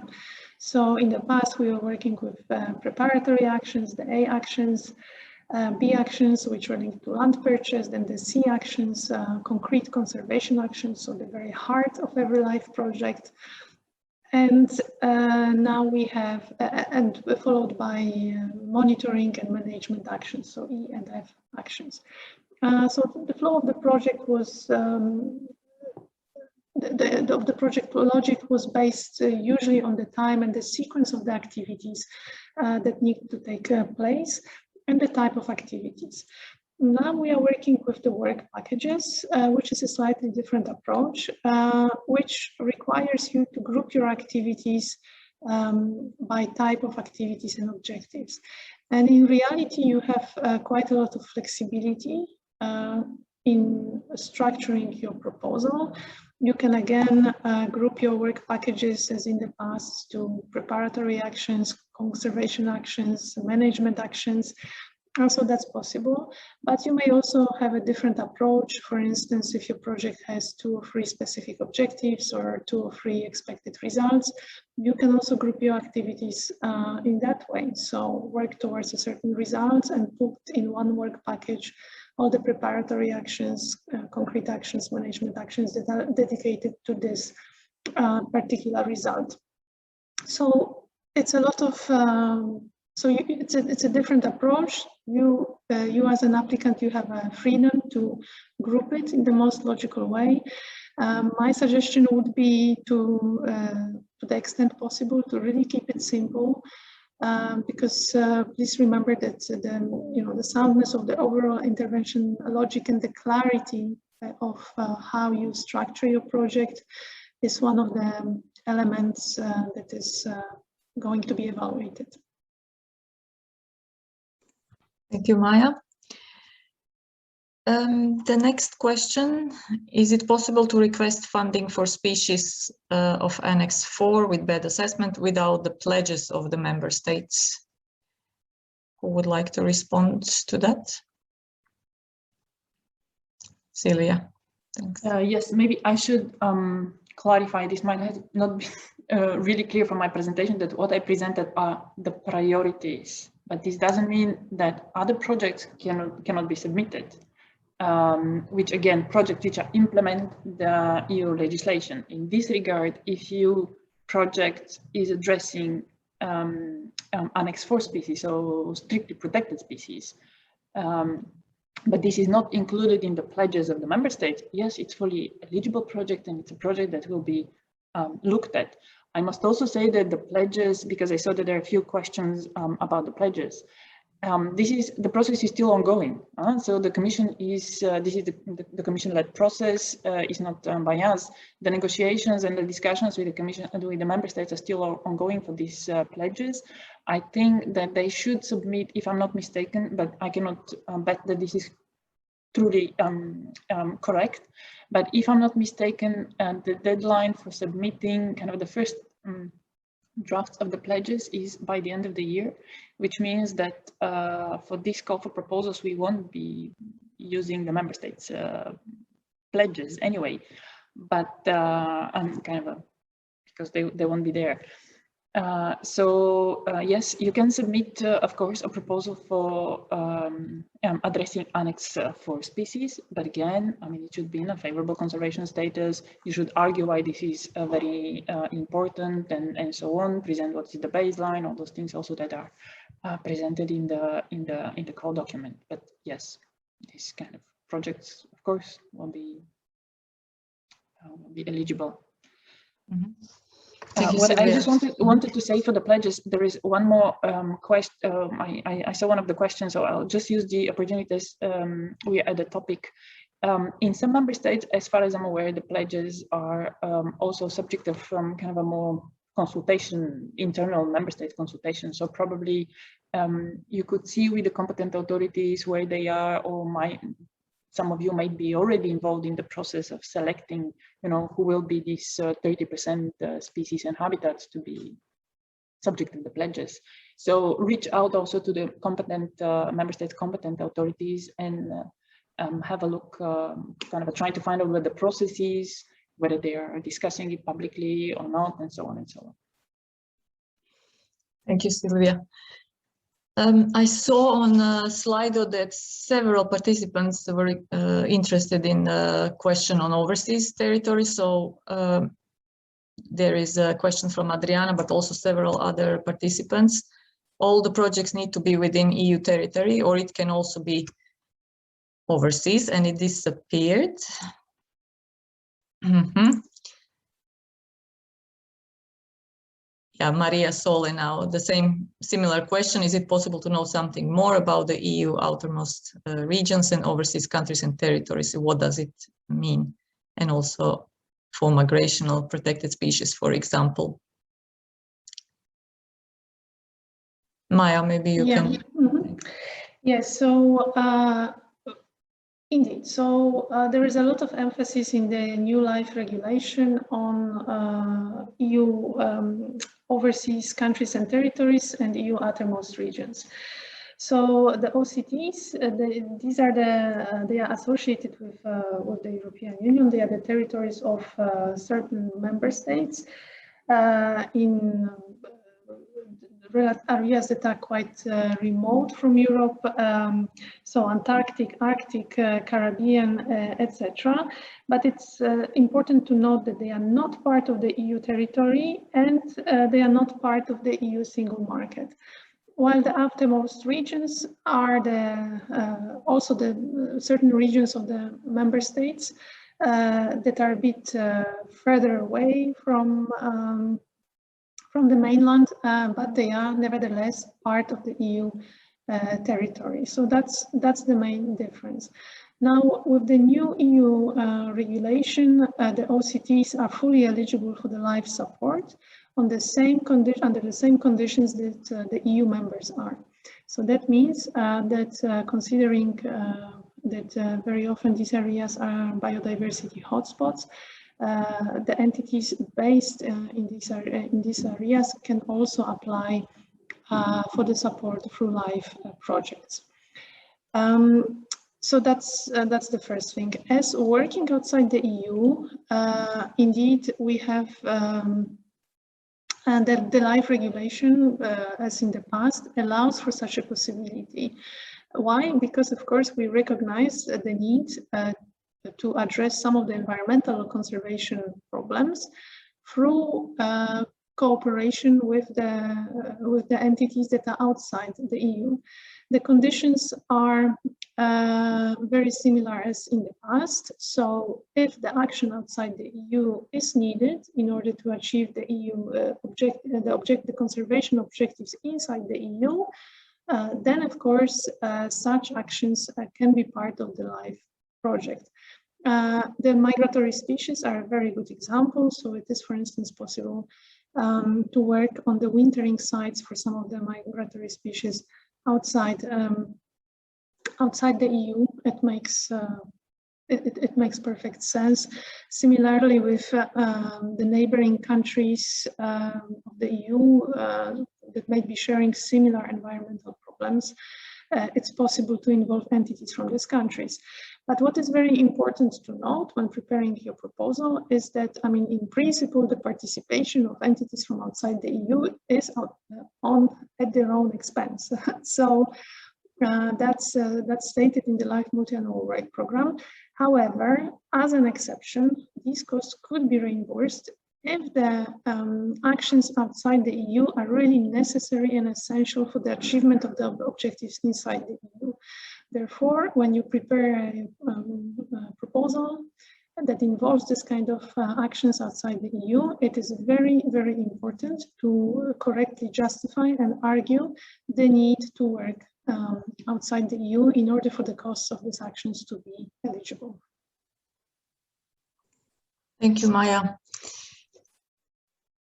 The next question from Shade: is there already an editable template of the application form to write the project? Maya? Yes, it is. You can download it from tender portal, LIFE EU funding tender portal, from the relevant call for proposals. Okay, thank you.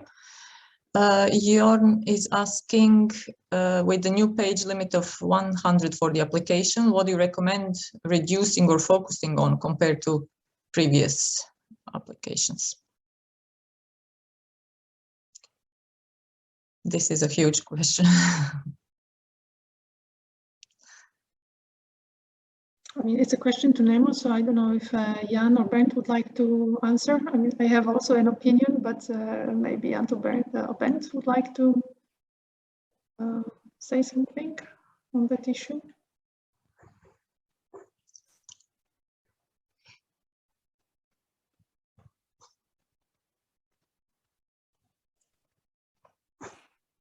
If not, I can also answer. Well, I think what is the most important is really to follow the instructions that we have in the template. So the templates are designed in the way that allow us really to evaluate your proposal against the new evaluation criteria that have been devised.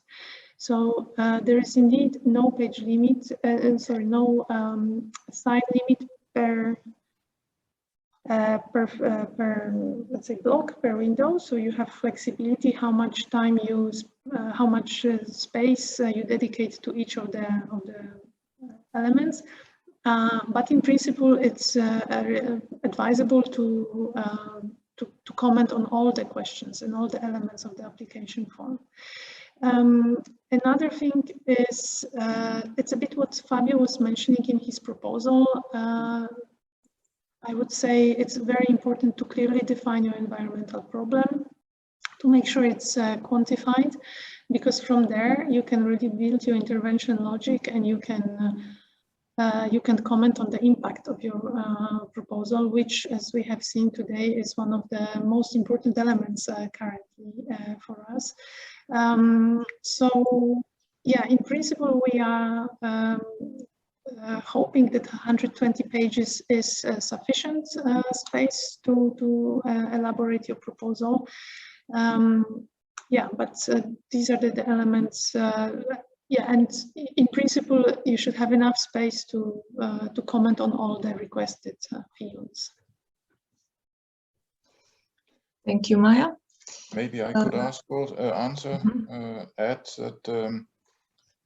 Well, I think it's well, for you as an applicant, it means that the preparation of your proposal becomes even more critical, because we all know that the more you work on a document, the more you're able to focus it, and the better you would be able to maybe to really draw out the important things. And I agree to Maya very much that you should, of course, focus on everything which has been mentioned, that clear priorities, clear background, clear baseline and so on, and really be able to present your case.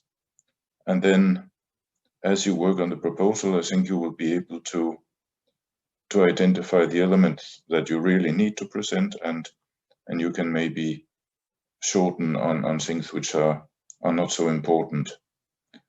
I think there's an important question maybe for Maya or Sylvia. How would you look at annexes to the proposal? Would they be included if we are talking about maps or site descriptions?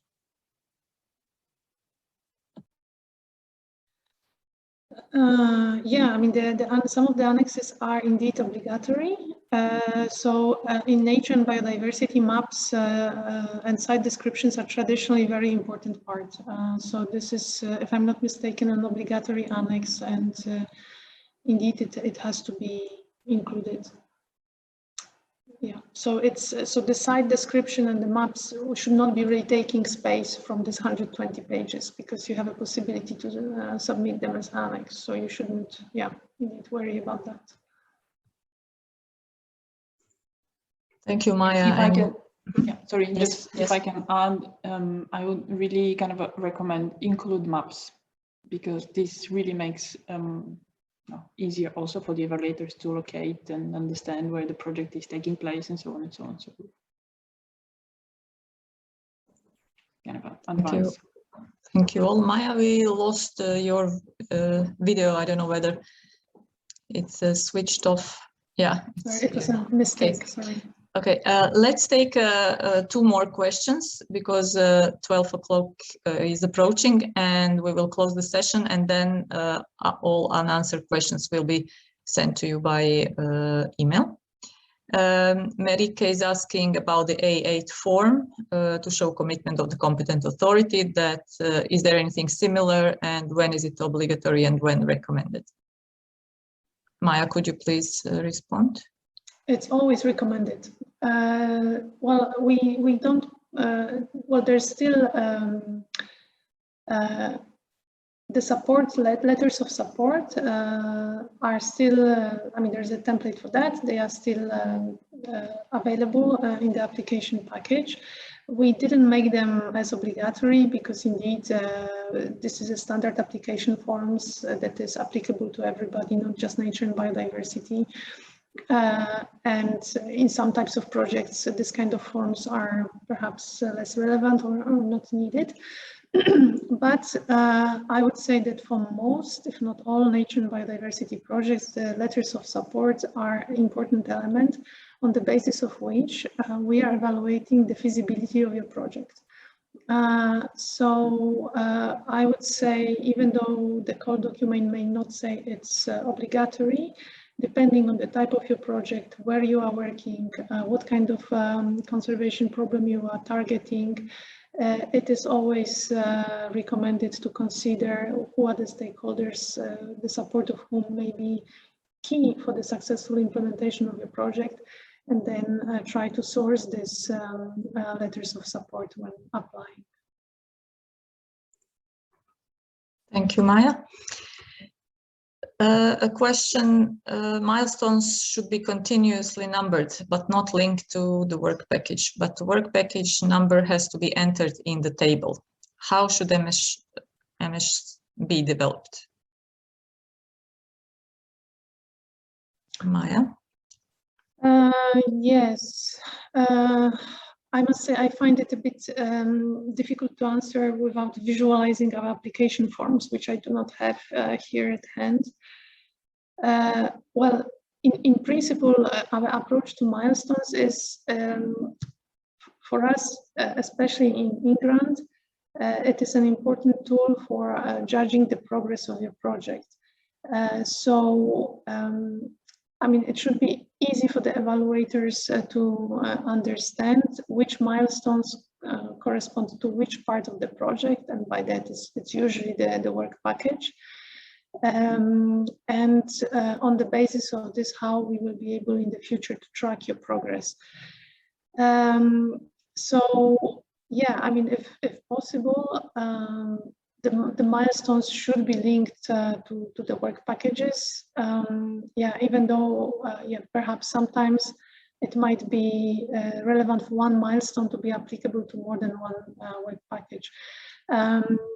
But yeah, I would say, yeah, in principle, if you can, please try to link it to the work package that the particular milestone is concerning. And another advice, I wouldn't overcrowd necessarily the application with the milestones, but really focus on the key ones, the ones that really help us navigate through the project later on. So as very often in life, it's not about the quantity, it's about the quality of the proposed milestones. Thank you, Maya. Okay, so I would like to thank our speakers and panelists, Maya Mikostinska, Silvia Barova, Bent Jepsen, and Jan Sliva, although there weren't many questions for Jan and Bent, but thank you for making yourself available. I would also like to thank very much the participants. There were many interesting questions. If your question was not answered, you can write to the email that Anna shared in the chat just now. I hope this session was valuable for your work and that the information presented will be useful for your new life projects. I can share a slide on just a second. On the links to the website of Life website, where you can find all necessary information. And of course, this presentation and other presentations will be shared with you, so you will have all these links as well. Please provide us with your feedback on Slido using the same hashtag. There is a form there that will be posted, and you can provide us with your feedback on this event. I would also like to thank very much the technical team and SERE organizers for their support. Finally, again, I would like to mention the event on the 7th of September, next Tuesday at 10:30, where the symposium event on life and ecological restoration, where you're welcome to join, and the discussion there can be extended then on this same topic.